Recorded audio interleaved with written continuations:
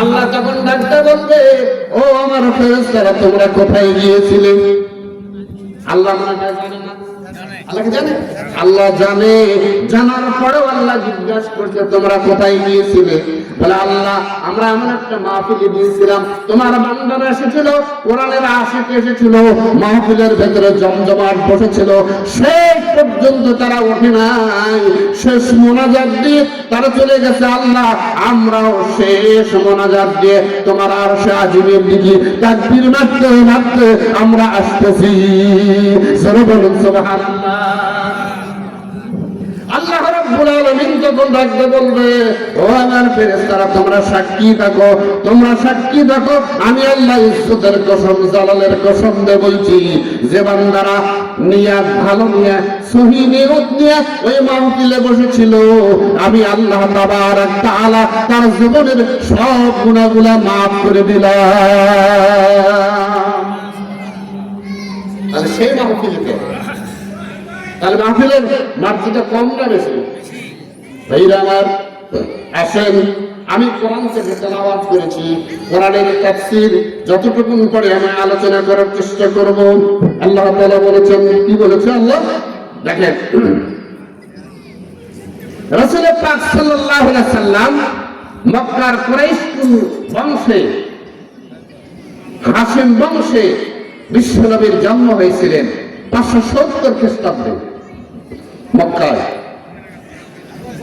মক্কাতে যারা গেছেন হজ করতে দেখবেন আবু জাহেলের বাড়ি এবং রাসূলের বাড়ি পাশাপাশি।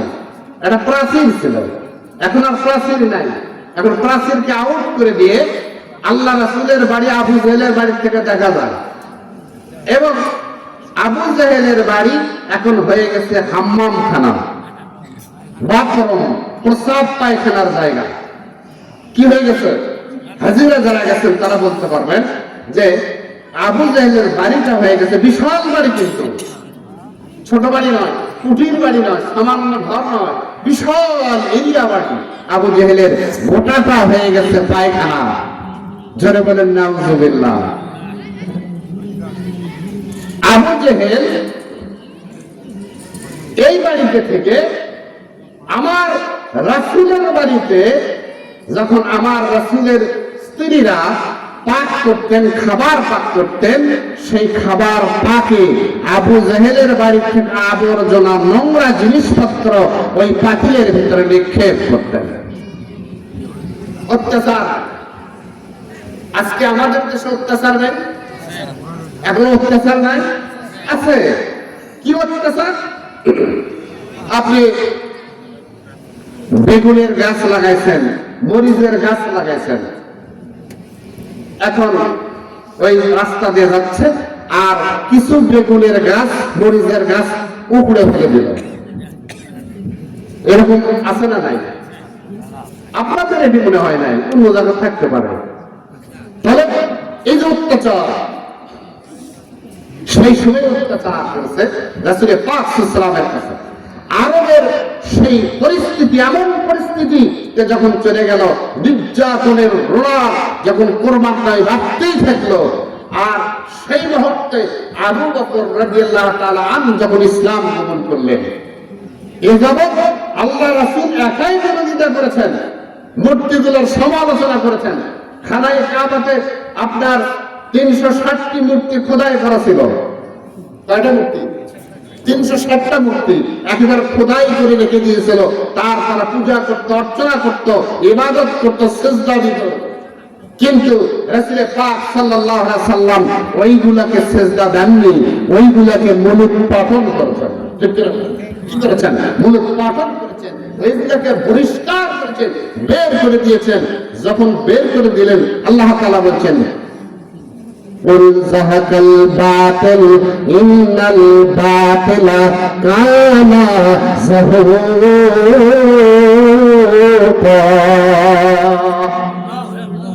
আল্লাহ রাব্বুল আলামিন বলছেন, বাতিল উৎখাত করিয়া ন্যায় প্রতিষ্ঠিত করেছিলেন আমার নবী, আপনার নবী, বিশ্ব নবী জনাবে মুহাম্মদুর রাসূলুল্লাহ সাল্লাল্লাহু আলাইহি ওয়াসাল্লাম। সেই সময়ে আপনার আল্লাহ রাসূল যখন আপনার তার বাড়িতে কোরআন পড়তেন অথবা কোনো সময় কাবায়ে হাকিম যারা দেখেছেন কাবায়ে হাকিমের মধ্যে বসতেন আর কোরআন শরীফ তেলাওয়াত করতেন।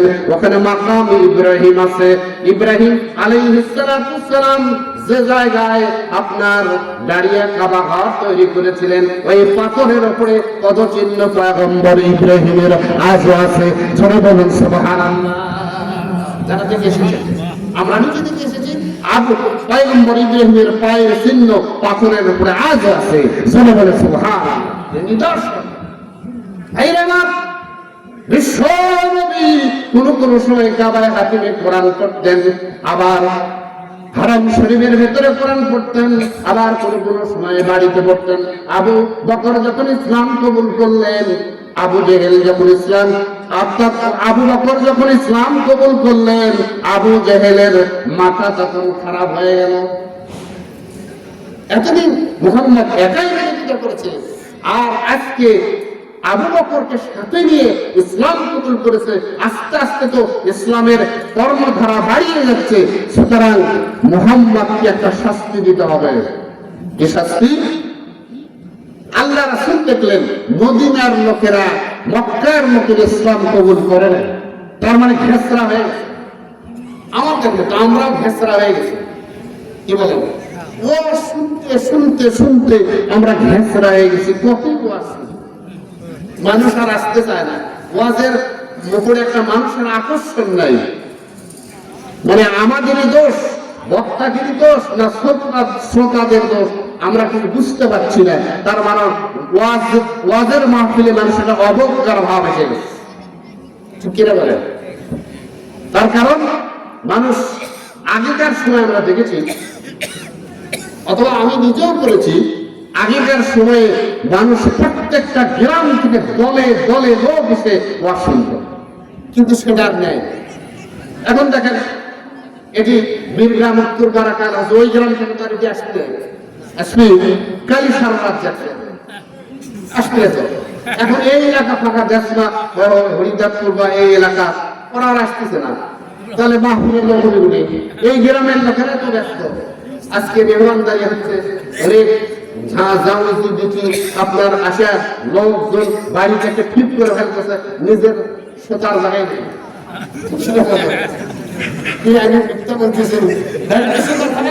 আপনাকে এটি থাকা লাগবে ভাইরা।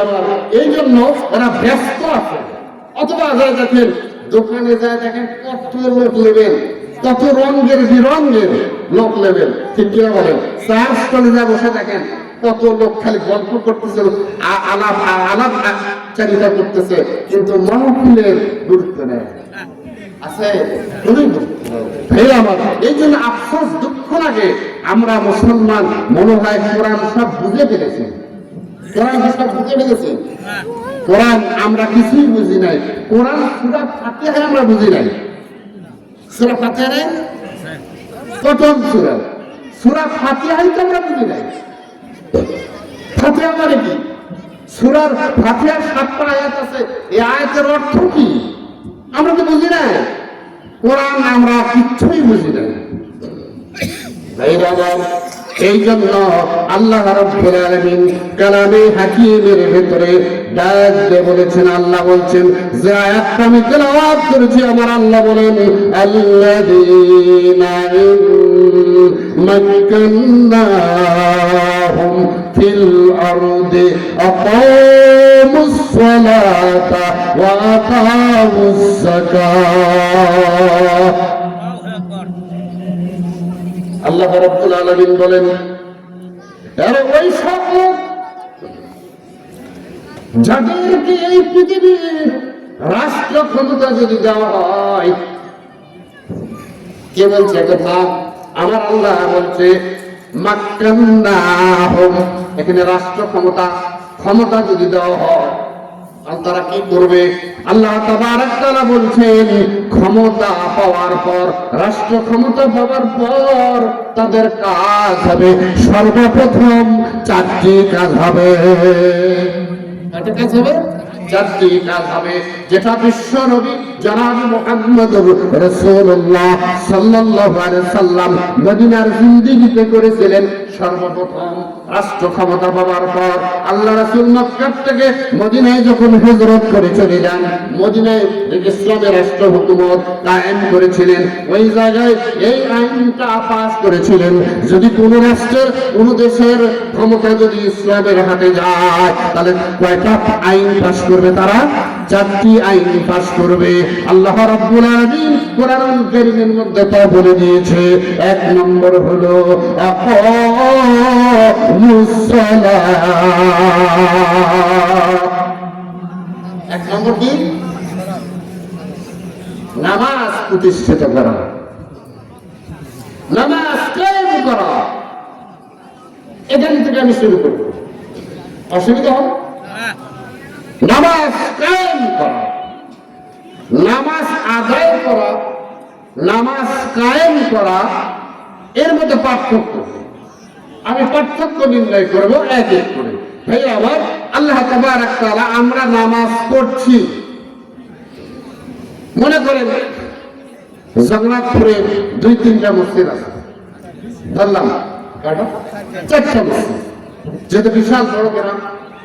আর এই গ্রামের লোক যদি এই মাহফিলে আসে তাহলে এই সেমিনার জায়গাটা হবে 1000-1500 লোকের ভোটা, ঠিক কিনা বলে?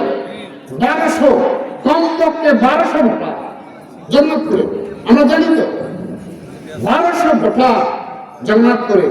তাহলে সব ভোটার যদি, সব জনগণ যদি মাহফিলে আসে তাহলে 1200 লোক একটা দূরে নয়, মনে করবেন যে 5000 লোক। 1200 লোক এক জায়গা করলে দেখা যাবে 5000 লোক, 5000 লোক হচ্ছে না, ঠিক কিনা বলে? চিন্তা করতে পারছেন?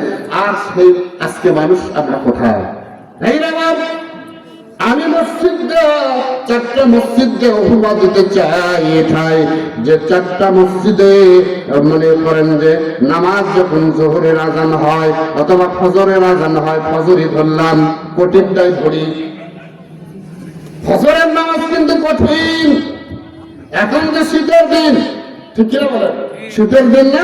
শীতের দিন শেষ রাত্রিতে যখন মোরগ ডাকে, আপনার বাড়ি আমার বাড়িতে মোরগ আছে না নাই? মোরগ যখন ডাকে, মোরগ কি এমনি এমনি ডাকে? মোরগ নামে একটা ফেরেশতা আছে ওখানে, মোরগের আকৃতি দিয়া। ওই ফেরেশতা যখন ডাক দেয় সব্বাহুন কুদ্দুসুন, এইভাবে যখন ডাক দেয় তাসবিহ পড়ে দুনিয়ার মোরগেরা তখন ডাকে, ও আল্লাহর বান্দারা ওঠো, আর শুয়ে থাকো না, ওঠো।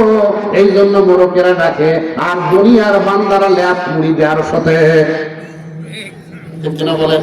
ওরা ল্যাপ মুড়ি দিয়ে কাকুট হয়ে আর শুতে ঘুম পারে।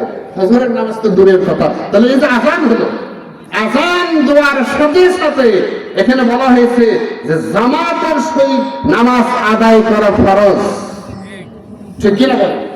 তাহলে আযান পড়ে গেল, মসজিদে শুধু ইমাম আর মুয়াজ্জিন আর 2-4-5 জন, এক কাতার অথবা 1.5 কাতার, ঠিক কিনা বলেন? আর বাকিগুলো ঘুমের ভেতরে, বাকিগুলো ঘুমের ভেতরে নামাজ হলো না। তাহলে আসল কথা ছিল কি? কোরআনের আইনের কথা ছিল যে আযান দেওয়ার সাথে সাথে মসজিদ ফুলফিল হয়ে যাবে, সব লোকেরা আসবে, এই 1000 লোকেরা 4টা মসজিদে ভরে যাবে। এটা হলো কায়েম, ধরে বলুন সুবহানাল্লাহ। এটা হলো কায়েম বলা, এটাকে আকামুস সালাত বলা। কিন্তু আকামুস সালাত আমাদের হচ্ছে না, হচ্ছে কি? তার মানে আমরা ব্যক্তি বিশেষ কিছু নামাজ আদায় করে নিচ্ছি। আর এটা যদি রাষ্ট্রীয়ভাবে পাস করা হয়, আইন করা হয়, তাহলে কি হবে? রাষ্ট্রীয়ভাবে আইন যদি করা হয় যে যারা নামাজ পড়তে আসবে না, বাড়িতে শুয়ে থাকার পরেও, বাইরে যাওয়া গেলে সেটা আলাদা কথা, বাড়িতে শুয়ে থাকার পরেও যারা নামাজ পড়তে আসবে না, কমপক্ষে 10,000 টাকা জরিমানা, 1 ওয়াক্ত নামাজ পড়ার অপরাধে, আর ওরা দেয় 3 মাস জেল। কি বলেন? মজা হচ্ছে নাকি? অসুবিধা হচ্ছে? তাহলে এই যে আইন যদি করা হয়, রাষ্ট্রীয় আইন, রাজার আইন স্বর্গে বয়, ঠিক কিনা বলুন? রাজা যদি কয় যে স্বর্গ ভাঙব, পাকা স্বর্গ ঢালবো, ওটি ভাল লাগে, ঠিক কিনা বলেন? কি বলা লাগবে না? তাহলে ওই জায়গাতেই বলতে হবে। এই জন্য আল্লাহ রাব্বুল আলামিনের নবী, বিশ্ব নবী মদিনা রাষ্ট্র কায়েমের পরে পরে এই 4টা আইন পাশ করেছিলেন। জোরে বলুন সুবহানাল্লাহ। তাহলে কি হবে? নামাজ যদি সবাই পড়ে তাহলে কি হবে? তাহলে হবে কি? আল্লাহ পাক বলেন ইন্নাস সালাতা তানহা আনিল ফাহশাই ওয়াল মুনকার। নামাজ যারা পড়বে, 5 ওয়াক্ত নামাজ যারা আদায় করবে, তারা কোনদিন অন্যায় কাজ করতে পারবে না, অশ্লীল কাজ করতে পারবে না, বেহায়াপনা কাজ করতে পারবে না, চুরি ডাকাতি করতে পারবে না, ছিনতাই করতে পারবে না, তারা জেনা করবে না, তারা একমাত্র আল্লাহকে ভয় করবে। সরে বলুন সুবহানাল্লাহ। কাকে ভয় করবে? আল্লাহর ভয় থাকবে সবসময়ের জন্য। আমি নামাজ পড়তে গেছি, আবার বাহিরে যাচ্ছি, আমার ভেতরে আল্লাহর ভয় আছে। জোহরের আজান পড়বে, আবার মসজিদে যাব, সুতরাং আসরের আজান পড়বে, আবার মসজিদে যাব, সুতরাং আমি চুরি করতে পারবো না, আমি অন্যায় করতে পারবো না, আমি কারো বাবুরের গাছ উখড়াতে পারবো না, আমি কাউকে কারো আপনার মরিচ চুরি করে নিয়ে আসতে পারবো না, ঠিক কিনা বলুন? কাউকে ঠকাতেও পারবো না, দুর্নীতি করতে পারবো না, ঠিক কিনা বলুন? আল্লাহর কোরআনের আয়াত তো মিথ্যা নয়। আল্লাহ বলছে ইন্নাস সালাতা তানহা আনিল ফাহশাই ওয়াল মুনকার। কার কথা? আমি তো আমার কথা বানিয়ে বলতেছি না, আমি আমার বাপের কথা বলতেছি না, আমি আমার দাদার কথা বলতেছি না, আমি আমার আল্লাহর কথা বলতেছি। জোরে বলেন সুবহানাল্লাহ। ভাইরা আমার, এই আইনটা যদি জারি হয়ে যায়, পার্লামেন্টে যদি সংসদে জারি করা হয়, আইন জারি করা হয়, পাস করে দেওয়া হয়, তাহলে দেখবেন আপনার আজান দেওয়ার সাথে সাথে আপনার যে কেউ যদি সাইকেল নিয়ে যায়, কেউ যদি মোটর সাইকেল নিয়ে যায়, কেউ যদি রিক্সা নিয়ে যায়, কেউ যদি ভ্যান নিয়ে যায়, কেউ যদি হাঁটেও যায়, তাও বলবে আজান হয়ে গেছে, নামাজ না পড়লে তো খবর হবে। মসজিদের ভেতরে ঢুকে পড়বে। যে মসজিদে একতলা আছে 2 তলা বানান লাগবে, যে মসজিদ 2 তলা আছে সেই মসজিদ 3 তলা বানান লাগবে, যে মসজিদ 3 তলা আছে সেই মসজিদ 4 তলা বানান লাগবে।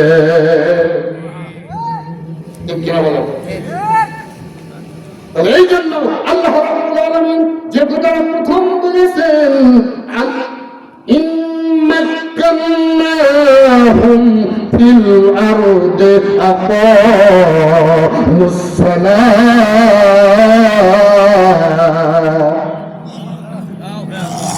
আল্লাহ রাব্বুল আলামিন বলছে নামাজ কায়েম করো, নামাজ প্রতিষ্ঠিত করো। তাহলে আমরা যে নামাজ পড়তেছি সেই নামাজটা শোয়ানো নামাজ আছে। শোয়ানো নামাজ মানে শুয়ে গেছে নামাজ। নামাজ কায়েম নয়, কায়েম মানে দণ্ডায়মান, কায়েম মানে প্রতিষ্ঠিত। আর কিন্তু বলা হয় কায়েম, কায়েম মানে কিয়াম মানে খাড়া হওয়া, খাড়া হওয়া, ঠিক কিনা বলুন? আমাদের নামাজ খাড়া নাই, আমাদের নামাজ শোয়ানো নামাজ আছে। আমার আল্লাহ রাব্বুল আলামিন এই আইনটা আমার নবী পাস করেছিলেন। পাস করার পরে মক্কা মদিনার অলিতে গলিতে আপনার যতগুলো অন্যায় কাজ ছিল, যতগুলো অশ্লীল ভাবনা ছিল, সব আপনার 1 সপ্তাহের ভেতরে দূরীভূত হয়ে গিয়েছিল। সোনার মদিনা বলা হয় এই জন্য, মদিনাটা সোনার নগরে পরিণত হয়েছিল। মদিনাটা সোনার মদিনায় নগরীতে পরিণত হয়েছে। এই আল্লাহর আইন পাস করার কারণে, কোরআনের বিধান প্রতিষ্ঠিত করার কারণে মদিনা হয়ে গেছে সোনার মদিনা। জোরে বলে সুবহানাল্লাহ। বাংলার জমিনে এই কোরআনের আইন যদি বাস্তবায়ন করা হয়, এই হুকুম যদি জারি করা হয়, আমি 2 ঘন্টা আপনাদেরকে বলতে চাই, আমি বলে দিতে চাই যে 1 মাসের মধ্যে বাংলার জমিনের প্রেক্ষাপট পরিবর্তন হয়ে যাবে। ঠিক কিনা বলুন? এটা হচ্ছে একটু মহব্বত দরুদ শরীফ পড়ুন। আল্লাহুম্মা সাল্লি আলা মাওলানা মুহাম্মদ। সোনার বাজান ভাইয়েরা, আমার নবী দেখলেন মদিনা মক্কার লোকেরা কেউ ঈমান আনে না, জানে না, এরা হলো কঠোর, এরা পাথরের মতো দেল, পাষাণের মতো বেল হয়ে গেছে। কোরআনের কথা বললে ওরা এদিক সেদিক ঘুরে যায়, মুখ ঘুরে নেয়। আল্লাহ রাসূল যখন কোরআনের কথা বলে মুখ তখন ঘুরে নেয়, কথা শুনে না, বিগড়ে গেছে, অন্তরাত্মা ওদের বিগড়ে গেছে। না, মুহাম্মাদের কথা আমরা শুনবো না। এমন কি তারা আইন জারি করলো যে কোরআন নিষিদ্ধ ঘোষণা করলো। কোরআন কি ঘোষণা করলো? নিষিদ্ধ ঘোষণা করলো। তার আয়াত আছে কি? এই কোরআনে তার আয়াত আছে? আল্লাহ যে নিষিদ্ধ করেছিল তার আয়াত আছে? আল্লাহ বলছেন, আল্লাহ তাআলা বলছেন, ওরা বলল যে মুহাম্মদ সাল্লাল্লাহু আলাইহি ওয়াসাল্লাম যখন কোরআন তেলাওয়াত করবে তার কথা তোমরা শুনবে না। আল্লাযীনা, আল্লাহ রাব্বুল আলামিন বললেন যে যখন মুহাম্মদ কোরআন তেলাওয়াত করবে তোমরা কোরআন শুনবে না। আবু জেহেল বলল আমি আজ থেকে কোরআন নিষিদ্ধ ঘোষণা করলাম, কোরআনের কথা শোনা যাবে না। আল-গাউফিনি লাআল্লাকুম তাগলিবুন, কোরআন শোনা যাবে না, কোরআন থেকে বিরত থাকতে হবে, তাহলে আমরাও বিজয়ী হব। আর মুহাম্মদ যদি কোরআন কোথাও তেলাওয়াত করে তাহলে সেই জায়গায় তোমরা হট্টগোল, ওই হট্টগোল লাগিয়ে দিও, মারামারি গন্ডগোল লাগিয়ে দিও, যাতে কোরআন কেউ বুঝতে না পারে। তাহলে আমাদের দেশে তাই হচ্ছে, তো হচ্ছে না? কোরআন যেখানে তাফসীর হয় সেখানে করা যাবে না। ইতিপূর্বে আপনারা জানছেন, হয়ে গেছে অনেক জায়গায় যে কোরআনের তাফসীর মাহফিল বন্ধ করে দেওয়া হয়েছে, 144 জারি করে সেখানে মাহফিল পুলিশ দিয়ে পিটাইয়া আলেম ওলামাদেরকে বের করে দেওয়া হয়েছে, ওয়াজ করতে দেওয়া হয়নি। তারা আবু জেহেল যে কাজটা করেছে আমাদের দেশে সেই কাজই হয়েছে ইতিপূর্বে, ঠিক কিনা বলেন? এই কাজ হয়, একই কাজ। আবু জেহেল যা করছে আমাদের দেশে সেই কাজটাই হয়েছে। এখন ওরা যখন বাতিল করলো কোরআন, যে কোরআনের কথা শোনা যাবে না, কে আইন পাস করলো? আবু জেহেল। আবু জেহেল এই আইন পাস করলো। পাস করার পরে আবু জেহেল নিজেই কোরআন শুনবে, নিজে কি হচ্ছে? কোরআন শুনবে। কথা বুঝে পারছেন? আবু জেহেল যখন কোরআন শুনতে গেছে মুহাম্মাদের, তার মানে কোরআন শুনতে ভালো লাগে, কোরআন মানতে ভালো লাগে, ঠিক কিনা বলেন? কোরআন শুনবো ঠিকই আছে, সব কর্ম, কিন্তু কোরআন মানবো না, কোরআনের আইন বাস্তবায়ন করবো না, এটা তো আবু জেহেল করেছে, ঠিক কিনা বলেন? তখন আবু জেহেল কোরআন শুনবে গেছে। মুহাম্মাদের যে কণ্ঠ, এই কণ্ঠে যদি কোরআন কেউ শুনে একবার, তার অন্তরে যদি গেঁথে যায় তাহলে আর তার থেকে সরানো যায় না। এমন আমার রাসূল ছিলেন, জোরে বলে সুবহানাল্লাহ। দেখছেন, আল্লাহ পাক কিয়ামতের ময়দানে আমার নবীকে বলবে, হে নবী পয়গম্বর আপনি কোরআন তেলাওয়াত করেন। আমার নবীজি সূরা ইয়াসিন তেলাওয়াত করবে, জোরে বলে সুবহানাল্লাহ। কিয়ামতের ময়দানে আল্লাহ রাসূল তখন বলবে, আল্লাহ আপনি যখন কোরআন নাযিল করেছেন আপনার কণ্ঠে আমরা কোরআন শুনতে চাই, জোরে বলে সুবহানাল্লাহ। তাহলে আল্লাহর কণ্ঠ কত বড় হবে, কি সুন্দর হতে পারে। আল্লাহ তখন গোটা জাতির সামনে আল্লাহ সূরা রহমান তেলাওয়াত করবে, জোরে বলে সুবহানাল্লাহ। কোন সূরা তেলাওয়াত করবে? রহমান। আর রহমানু আল্লামাল কোরআন, সূরা রহমান নাই? সেই রহমান আল্লাহ নিজেই তেলাওয়াত শুরু করবে। শোনো হে সমগ্র বিশ্ববাসী, আমার কণ্ঠে তোমরা কোরআন শোনো। সেই দিন আপনার জান্নাতের ভেতরে আলোড়ন সৃষ্টি হবে যে আল্লাহ স্বয়ং কোরআন তেলাওয়াত করছে, জোরে বলে সুবহানাল্লাহ। বেরানার আল্লাহ রাব্বুল আলামিনের নবীর কোরআন শোনার জন্য আবু জেহেল গিয়েছে, নবীর ঘরের এক কোণায় বসে আছে কোরআন, আল্লাহর নবী কোরআন তেলাওয়াত করছে, আবু জেহেল গেছে। আজ আবু জেহেল তো আইন জারি করেছে কোরআন শোনা যাবে না, উতবা আজকে আবু জেহেল আজকে যাবে না, আমি উতবা এক কোণায় যা মুহাম্মাদের কণ্ঠে কোরআন শুনি। কথা কি আমার বোঝেন? বুঝছে? আজকে আবু জেহেল যাবে না, মুহাম্মাদের কণ্ঠে আমরা কোরআন শুনি। এক এক করতে করতে সব কাফের বেঈমানেরা আল্লাহ রাসূলের ঘরের কোণায় যে আল্লাহ রাসূলের কণ্ঠে কোরআন শুনছে, কোরআন যখন শুনছে এমন গভীরে যারা চলে গেছে, কোরআন থেকে আর বের হতে পারছে না, এমন সময় সবে গাজব হয়ে গেছে, সবে সাদেক হয়ে গেছে। এখন তো মানুষেরা দেখতে পারবে আর বলবে আবু জেহেল কোরআন নিষিদ্ধ ঘোষণা করছে, সেই তো মুহাম্মাদের কোরআন শুনতে এসেছে। আমরা লজ্জা পাবো, শরম পেয়ে যাব। এই জন্য আমরা এখান থেকে দ্রুত গতিতে পালাতে হবে। এইভাবে দৌড় দিয়েছে আবু জেহেল। আবু জেহেল যখন দৌড় দিয়েছে, ওর বাসায় বা অলিদ দেখছে আমাদের নেতা তো আমাকে দেখে ফেলবে, ওরাও দৌড় দিয়েছে। দৌড়ের এক খেলায় পায়ের সাথে প্যাচ লাগা সবাই পড়ে গেছে। দৌড়ের বেলায় অন্ধকার রাত্রিতে এরকম হয় না, একজন দৌড়ে গেছে আর একজন দৌড় পায়ের সাথে প্যাচ লাগে পড়ে সব পড়ে গেছে নেতারা।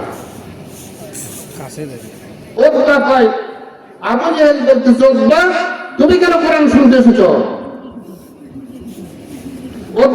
নেতাজি আপনি কেন এসেছেন? আপনি তো নিষিদ্ধ ঘোষণা করেছেন, আপনি কেন এসেছেন? উনি আর একজন বলতেছে আপনি কেন এসেছেন? আবু জেহেল মাথা নিচু করে বলছে যে মুহাম্মাদের কোরআন শুনতে ভালোই লাগে, কোরআন শুনতে ভালো লাগে, কিন্তু কোরআনের আইন বাস্তবায়ন হোক এটা আবু জেহেল চায় না। কেন চায় না জানা? এই জন্য চায় না যে মুহাম্মদকে যদি আমি নেতা মেনে নিই তাহলে আমার কর্তৃত্ব নেতৃত্ব থাকবে। ঠিক কিনা বলুন? এই জন্য মুহাম্মদকে নেতা মানতে নারাজ। জুড়ে বলেন নাউজুবিল্লাহ। আল্লাহ রাব্বুল আলামিন কোরআনুল কারীমের মধ্যে ডাকতে বলেছেন যে মক্কার লোকেরা ঈমান আনলো না, তখন মদিনা থেকে 6 জন লোক আপনার মক্কাতে হজ করতে আসলো। যারা হজ করতে গিয়েছেন, হজ করতে তারা আসলো, ওরা এমন একটা জায়গায় বসলো, আল্লাহর নবী তাদের কাছে গেলেন, দাওয়াত দিলেন। দাওয়াত দেওয়ার সাথে সাথে এই 6 জন লোক মদিনাবাসী ইসলাম কবুল করলেন। ইসলাম যখন কবুল করলেন, আমার নবীজি বললেন, ও মদিনাবাসীরা শোনো, আমি তোমাদেরকে আল্লাহর কোরআনের কিছু আয়াতগুলো লিখে দিচ্ছি। তখন তো কোনো আপনার পৃষ্ঠা ছিল না, পাতা ছিল না, কাগজ ছিল না, কলম ছিল না। আল্লাহ খেজুরের গাছের ডালের বাকল পাতাতে কোরআনের আয়াতগুলো লিখে দিলেন। বলে এই কোরআনগুলো তোমরা পড়ো, এই কোরআনগুলো মুখস্থ করো, আর 2 নম্বর শর্ত হলো নামাজ আদায় করো, আর দিনের দাওয়াত জাতির কাছে পেশ করে তোমরা ফিরে মদিনায় চলে যাও। তারা 6 জন মদিনায় চলে গেল। পরের বছরে আপনার আকাবা, দ্বিতীয় আকাবায় আরো 12 জন লোক আসলেন মদিনায় হজ করতে। 12 জন লোক আসলেন। এই 6 জন দাওয়াত দেওয়ার পরে আবার 12 জন লোক ইসলাম কবুল করেছে। তারা মদিনাতে হজ করতে আসলেন, তারা মক্কাতে হজ করতে আসলেন। হজ করার পরে আকাবায়, দ্বিতীয় আকাবায় এই 12 জন লোক আল্লাহ রাসূল দাওয়াত দিলেন। দাওয়াতের দেওয়ার সাথে সাথে তারা ইসলাম কবুল করলেন। আর আল্লাহ রাসূল ওইবারও কোরআনের আয়াতগুলো লিখে দিচ্ছেন আর বলবেন তোমরা নামাজ আদায় করো। এই 12 জনের মধ্যে ছিল হযরত আউফ, হযরত আব্দুর রহমান, ওবাইদ বিন আর অন্যান্য 12 জন লোক ইসলাম কবুল করলেন। হযরত মুআজ ছিলেন, কবুল করলেন। তারা দাওয়াত কবুল করলেন। তারা বললেন আগামী বছর আরো তোমরা দাওয়াত দিয়ে লোকদের ফিরে দিও। তৃতীয় বছরে আপনার 70 জন লোক আপনার ইসলাম কবুল করলো মদিনায়। তারা আসলো মক্কাতে হজ করতে। হজ করার পরে আসার পরে রাসূল যখন দাওয়াত দিলেন, দাওয়াত দেওয়ার পরে আকাবায়, দ্বিতীয় আকাবায় এই 70 জন লোক ইসলাম কবুল করলেন। তার মধ্যে 2 জন নারী ছিলেন। জোরে বলুন সুবহানাল্লাহ।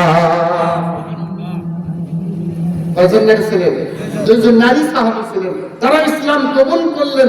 আবু জেহেল যখন দেখলো যে দিন দিন মুহাম্মদ মদিনাবাসীদেরকে ইসলাম কবুল করে তাদেরকে পাঠিয়ে দিচ্ছে, এই মুহূর্তে যদি আমি সিদ্ধান্ত না নিই তাহলে তো মুহাম্মদের সাথে আমরা পারবো না। বলে কি সিদ্ধান্ত নেওয়া হবে? বলে দারুন নাদওয়াতে একটা তারা বৈঠক বসলো। এই বৈঠকে সিদ্ধান্ত নিল মুহাম্মদকে কি করা যায়। এই দারুন নাদওয়া হলো কুসাই ইবনে কিলাবের বাড়ি। আর বাড়ি কুসাই ইবনে কিলাবের বাড়ি ছিল। দারুন নাদওয়ার বৈঠক বসলো, সব দেশ থেকে লোক আসলো। লোক আসার পরে আপনার আবুল বক্তারি নামক এক ব্যক্তি প্রস্তাব পেশ করলো। আবু জেহেল সহ সবাই বসে আছে। নজদে শেখে নজদ থেকে একজন বৃদ্ধ মানুষ ছিল, তার নাম হলো শয়তান। নাম কি? শয়তানের নাম শুনছেন? এই শয়তান আসলো শেখে নজদ থেকে পরামর্শ দেওয়ার জন্য। এই দারুন নাদওয়ার বৈঠক যেমন আমাদের পার্লামেন্ট আছে, আর ওটা ছিল জান্নাত কাফের বেঈমানদের শোনা পরামর্শের জায়গা, সেটা হলো ওদের পার্লামেন্ট। কথা কি বলেন?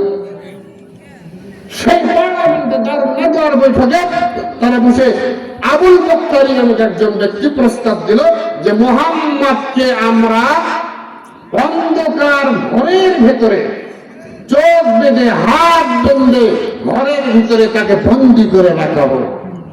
এই প্রস্তাব আবুল বক্তারি একজন কাফের দাঁড়িয়ে এই প্রস্তাব দিল। আবু জেহেল বলল, শেখে নজর থেকে শয়তান এসেছিল, বলেন না না, তোমার প্রস্তাব আমি মানতে পারলাম না। কেন? বলে মুহাম্মদ, আজকে দেখেন, আজকে আওয়ামী লীগ সরকার কি বানাচ্ছিল? বলেন বলেন, কি বানাচ্ছিল? আয়না, আয়না ঘর। এই আয়না ঘরে চোখ বেঁধে, হাত পা বেঁধে সারা দিন চোখ বেঁধে করে, দুনিয়ার আলো বাতাস দেখতে পারে না, এমন একটা ঘর। কথা বুঝতে পারছেন? কখন আজান পড়ে, কখন দিন যাচ্ছে, কখন সূর্য উঠছে, কখন ডুবে যাচ্ছে, কিছুই জানে না। এমন একটা জায়গা হলো আয়না ঘর।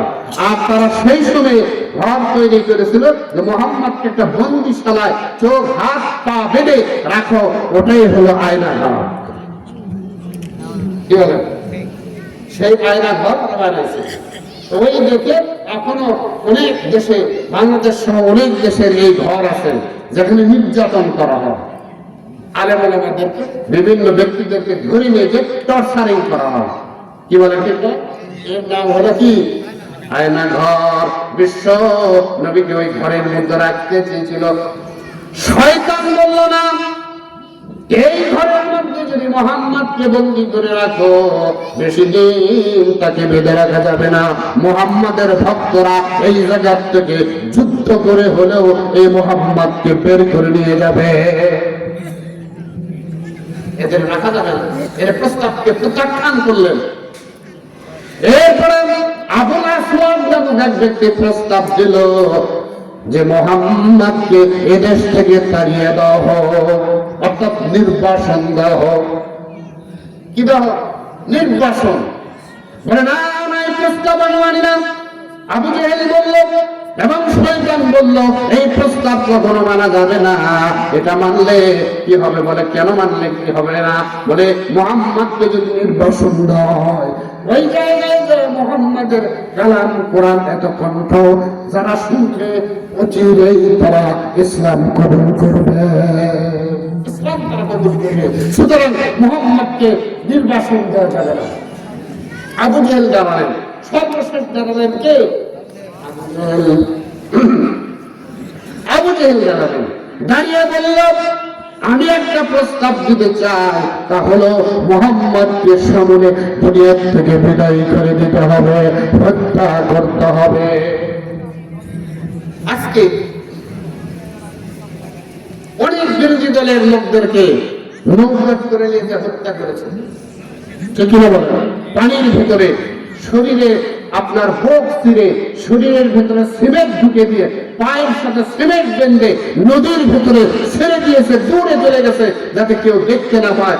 বড় বড় মাছ এগুলো যাতে খেয়ে ফেলে, যাতে মানুষের নজরে না পড়ে, ভেসে উঠে না হয়, এই জন্য একে হত্যা করে দেওয়া হয়েছে।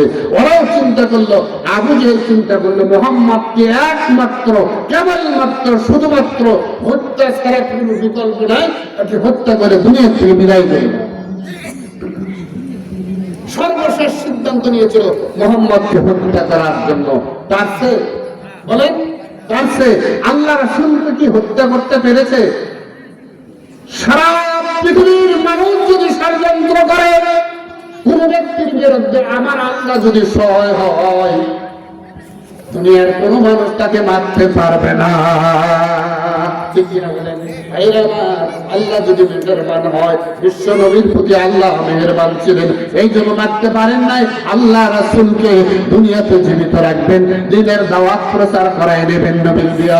এই জন্য নবীকে, নবীর বিন্দু মাত্র তারা ক্ষতি করতে পারে নাই, কিন্তু কষ্ট দিয়েছে, বারংবার কষ্ট দিয়েছে নবীকে, কষ্ট দেয়নি, কষ্ট দিয়েছে।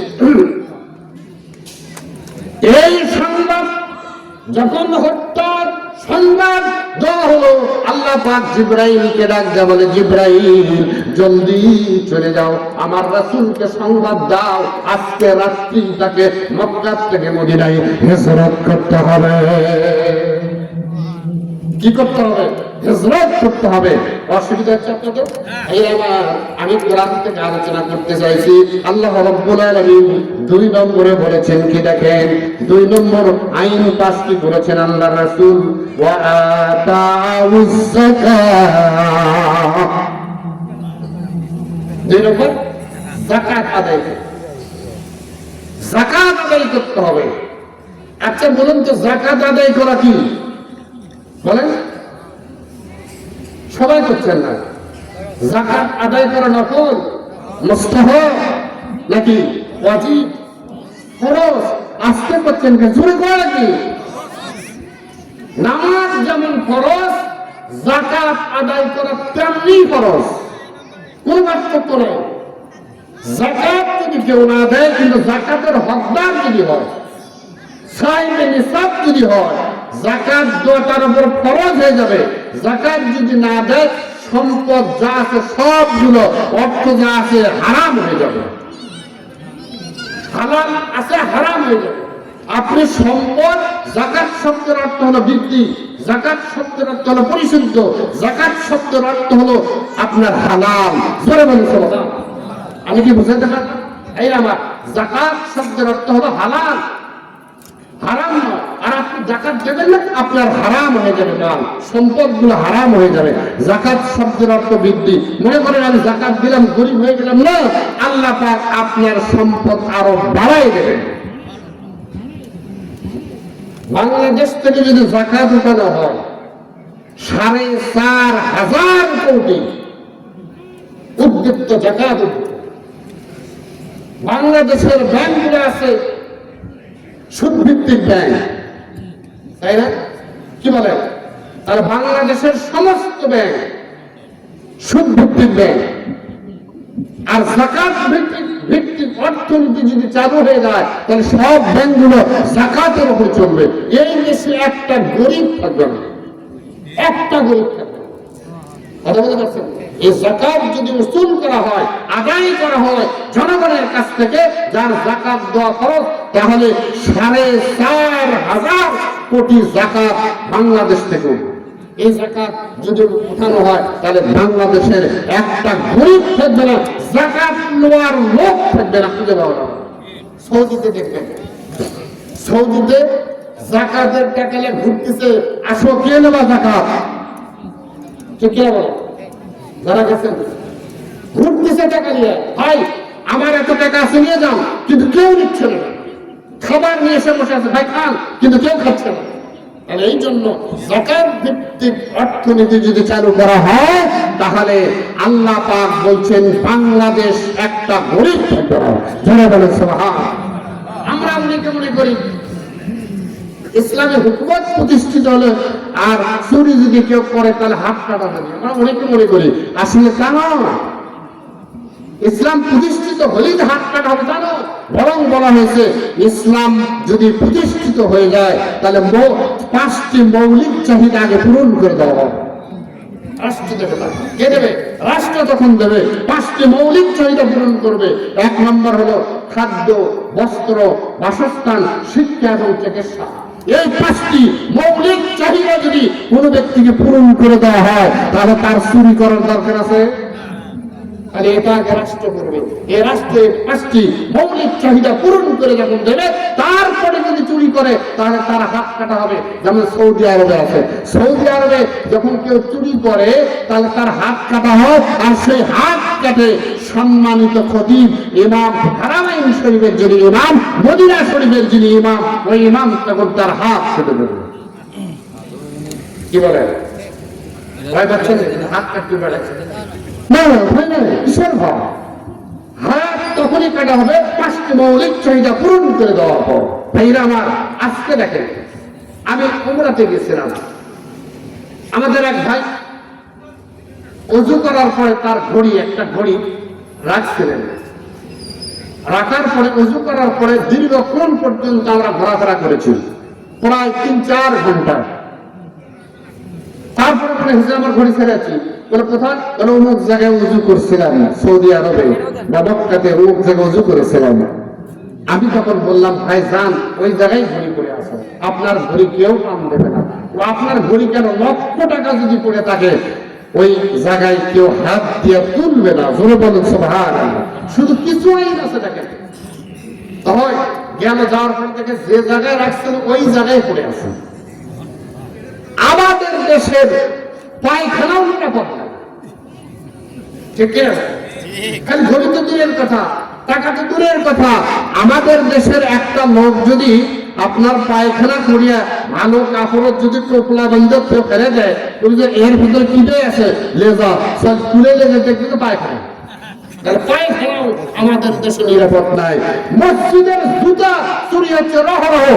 ইমাম সাহেব বক্তৃতা দিতে দিতে মরে গেছে, এখনো দিচ্ছে, তারপরে মসজিদ থেকে জুতা চুরি ছাড়া হচ্ছে না। কতগুলো মনে হয় আপনাদের বেদেকে লাগছে এবং অন্তরে আঘাত লাগতেছে, এগুলো কথা কেন খারাপ লাগতেছে রেখে? এই জন্য আল্লাহর কোরআন শান্তি দিতে পারে। দুনিয়ার যত ইজম আছে, দুনিয়ার যত কালমা লেন আপনার বাদ আছে, যত বাদ করেন না কেন, আল্লাহর কোরআন যতক্ষণ পর্যন্ত না আসবে ততক্ষণ পর্যন্ত বাংলার জমিনে কোনো শান্তি আসবে না। বাংলার জমিন নয়, যে কোনো পৃথিবীর প্রান্তে আল্লাহর কোরআনের আইন দিয়ে যতক্ষণ পর্যন্ত না চলবে ততক্ষণ পর্যন্ত শান্তি আসতে পারে। শান্তি আসবে, শুধু অশান্তির দাবানল বারবার চলতে থাকবে। এই জন্য বলছিলাম, দ্বিতীয় আইনটা আমার রাসূল যেটা পাস করেছিলেন সেটা হলো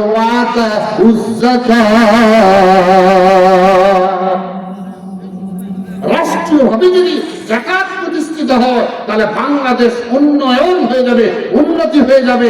আপনার ক্ষুধা দারিদ্র বিমোচন হবে, গরিব থাকবে না, কোন ইয়াতীম থাকবে না, সব আপনার রাষ্ট্র কোষাগার থেকে তাদেরকে ব্যয় বহন করা হবে।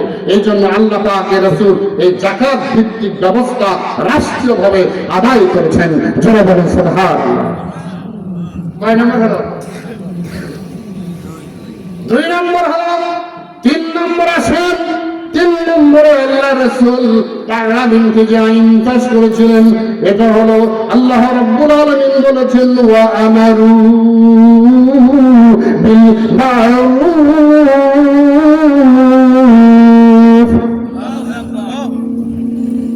কি কোরআন পড়তে মজা লাগে, ভালো লাগে, শান্তি লাগে নাকি অশান্তি?